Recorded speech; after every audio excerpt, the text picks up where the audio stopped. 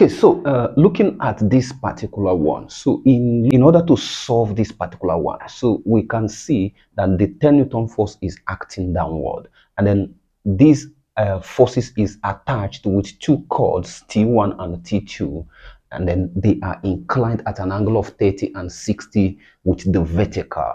So in order to solve this, we normally use the same method, so which is representing the three forces with the three sides of a triangle. So in doing that, I will simply draw a straight line here to represent the vertical force, which is the weight of this block. So, and that is 100 Newton. So I will just represent it like this. And because the force is acting downward, so what I'll do is that I'll do my cardinal point below it. Then when I now produce this when I produce my cardinal point, so I can see that the force here, which is T1, is between north and east. We need to understand this very well. So when you look at T1, how do we draw T1? Since T1 is between north and east, so this is going to be my north, this is going to be my east. So I have to draw my diagram like this, my force here, and that represents T1. So this is going to be T1. So after that, I'll draw my cardinal point again. So drawing my cardinal point, we can see that this other force, which is T2, is between north and west. So, and this is going to be my north and west. So I have to draw it here.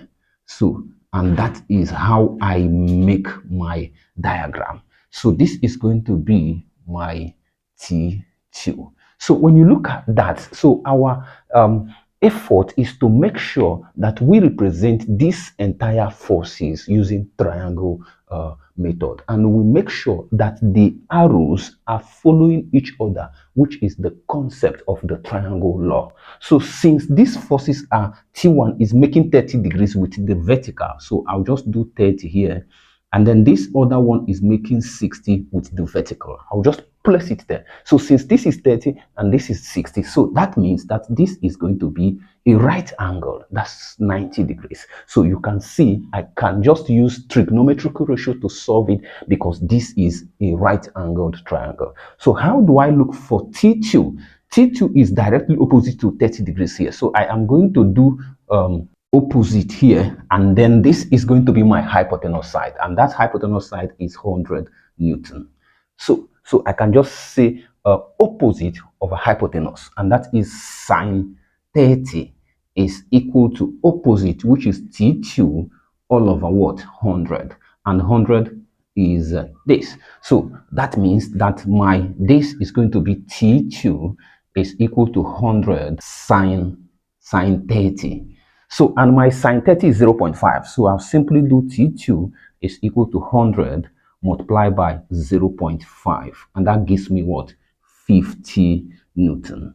Okay, so that is for T2. Then for me to find T1, so T1, I can do adjacent over hypotenuse, or I can do opposite over hypotenuse, depending on the angle I choose to use. So if I am using sine,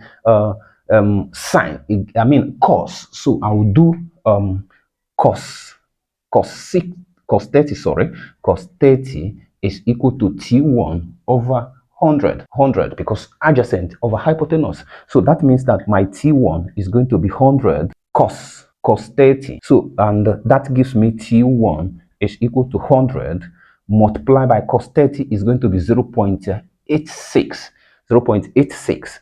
So when I multiply, so I am going to have, I will just count 1, 2, and then I'll cancel 2 0 here. So that means my T1 is going to be 86 Newton. 86 Newton is my T1. Okay, so and that's how to solve it. It's very simple. Once you know the law governing the triangle rule, you just apply them and you get your answer very quickly, and that's it.